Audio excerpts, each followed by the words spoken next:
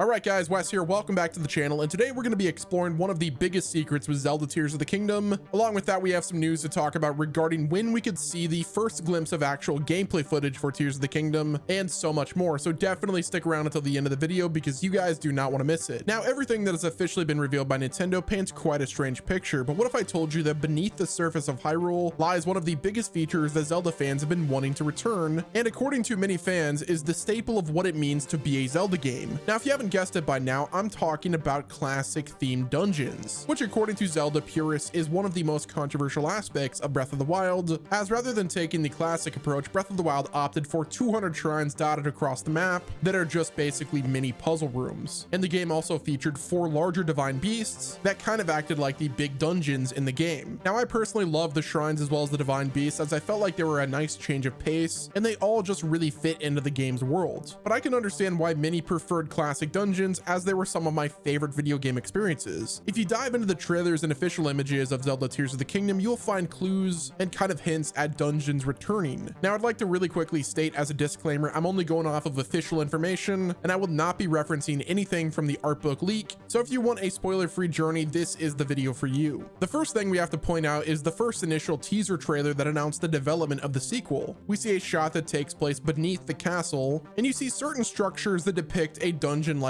entrance, but overall just the vibe looks very similar to how Nintendo has designed their dungeons as well as their entrance to dungeons in the past. Now, this doesn't 100% confirm dungeons are back, but what it does tell us is that the depths of Hyrule will be used in a different way in Tears of the Kingdom, outside of just being a place where they hold a bunch of shrine rooms. Whether or not they will be the locations of the dungeons or not is hard saying, but let's be honest, when you think of the word dungeon, typically you think of something underground. The most recent trailer shows beneath Hyrule as well, but this time it features enemies. You could see a bokoblin mine for materials in quite a large area. There's also a Lizalfos as well. So not only are we going underground at Hyrule Castle, but also throughout Hyrule. Now, as you can see with this shot right here, you have a hole in the grass, which will likely be an area that you could go underground. That's like a giant cave entrance, similar to the shot of the bokoblin mining. I think what we're seeing in the trailer is only a tiny glimpse of just how vast the underground will be. I think it's pretty obvious that there will be a ton of cave entrances that will have different enemy camps and different mobs and bosses that we're going to get to explore throughout our journey in Tears of the Kingdom. That kind of leads us to the question, how many dungeons are going to be featured in Tears of the Kingdom? The previous game had 4 large creatures, obviously the divine beast, Vah Ruta, Vah Rudania, Vah Meadow, and the legendary Vah Naboris, which, like I said before, I really love the divine beast, but I think in this game there's going to be even more dungeons. If we take a look at this mural from the title reveal trailer, it shows what many believe is the goddess Hylia, and floating around them is 7 tears, or rather the 7 sages that sealed Ganon away. So that's why I think it's entirely possible that Tears of the Kingdom will have themed dungeons that are based on the sages. For instance, a light dungeon, forest, fire, water, and shadow. Another theory that likely will be a key element to Tears of the Kingdom is, of course, time. So maybe we'll have to go back in time to retrieve the 7 tears from the sages in an attempt to once again seal Ganon away. Now, the classic dungeons won't be the only puzzles, or rather trials, we will be completed in Tears of the Kingdom. During the most recent trailer, we see some Zonai puzzles being completed on different sky islands, which some believe are dungeons themselves. Now, I personally don't think they are. If I were to guess, I would say these are rather sky trials that, when completed, will give you access to new Zonai abilities. If you remember, on the Great Plateau, the first 4 shrines granted us access to different rune abilities that we use throughout our journey in Hyrule. If you look at this giant cube creature right here that is said to be a boss, you see it's being powered by Zonai technology. So I'm guessing as we explore these sky islands, or as I call them, sky shrines, we go up on top of them, we do a puzzle, defeat a boss, and gain an extra vial of green goo for our Zonai belt. Now, there's not very much information known about the Zonai tribe, but what we do know is that they're a prehistoric tribe that are from the Faron region, and that's why I think goddess Hylia is a Zonai. Now, if you remember from Twilight Princess, we had these sky islands from that game that were created by the Oku, but in Skyward Sword, you know that these sky islands were created by the goddess Hylia, which became the home of the Hylians. If we consider where Tears of the Kingdom will be placed throughout the Zelda timeline, it makes sense that it would be a prequel to Skyward Sword, and the ancient Zonai tribe with their magical abilities now reside on on top of the Sky Islands that we see throughout Tears of the Kingdom. So not only is Tears of the Kingdom going to be showcasing Hyrule after the Calamity and the rebirth of Ganon, which would technically be at the end of the timeline, but we're also going to be at the start of it as well. And that's why we see Link with his champion's tunic, but also the ancient toga that he's wearing as well. Now, another common theme that you see throughout the trailer is stuff falling from the sky, as well as Link controlling time with his arm, utilizing the green goo that's like the Zonai technology. I think Link being able to manipulate time is going to be a key element in this game as well, similar to how it was a key theme in other games. Maybe the goddess Hylia is the one who gave us the ability to control time itself, and she passed that ability to us. Now, we know that Nehru, who is named after the goddess, also has control over time, but it also could be the case that Hylia is the goddess of time as well. Let me know what your thoughts are on that, guys. I know that it's a pretty hot topic. Is Hylia the goddess of time? And in what ways do you think Link will be able to control time? We've seen in the trailer that Link has the ability to control it in some ways, specifically through the Zonai technology in his arm.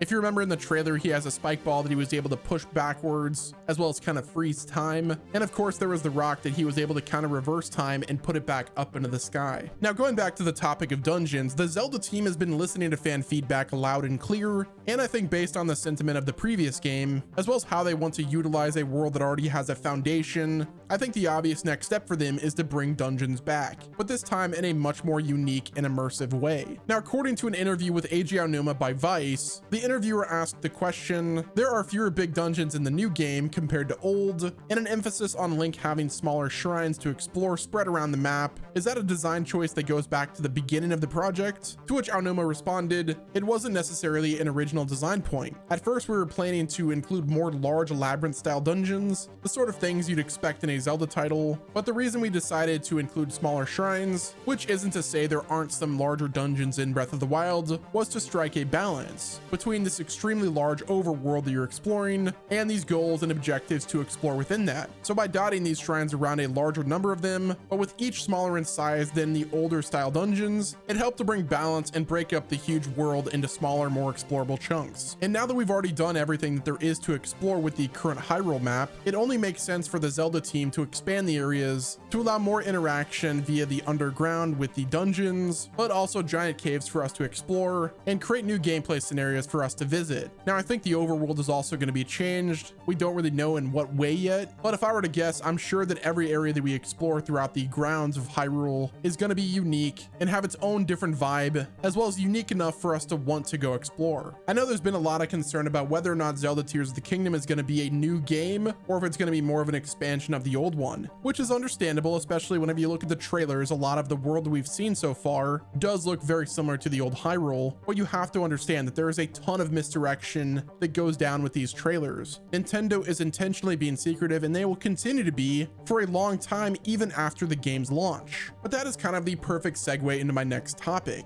and that is, when are we going to get the first official gameplay for Zelda Tears of the Kingdom? Well, if history does indeed repeat itself, then we should be expecting some type of gameplay at the upcoming Pax East. The first time we got to see a demo of Breath of the Wild was at Pax East as well, and it just so happens that it will be taking place on March 23rd through the 26th, so there is a very possible chance that we will get to see Tears of the Kingdom with a playable demo at Pax East on March 23rd through the 26th, which is extremely exciting news. It was confirmed that Nintendo will have a booth at Pax East. Whether or not there's going to be a playable demo of Tears of the Kingdom is still kind of up in the air, but if history does indeed repeat itself, then we will be getting some Tears of the Kingdom footage during Pax East at the end of the month, which I cannot be more excited about. According to the list of exhibitors, Nintendo of America Inc. will appear at booth 13055. Now, there is no list of titles in the demo, like I said, but if you're going to Pax East and you're lucky enough, then you could potentially be one of the first people to play Tears of the Kingdom, which is pretty awesome if it indeed ends up being true. I'm personally not going to be going, so if you end up going there and you get to play Tears of the Kingdom early, I will be incredibly jealous. But yeah, guys, that is going to wrap it up with this video. Let me know what your thoughts are in the comment section below. Do you think the classic dungeons are returning in Tears of the Kingdom, or are you not convinced yet? Guys, that's going to wrap it up with this video. Thank you all for watching. Be sure to like the video, subscribe to the channel with your notifications turned on, and until next time, guys, this has been Wes, and I'll talk to you guys in the next video.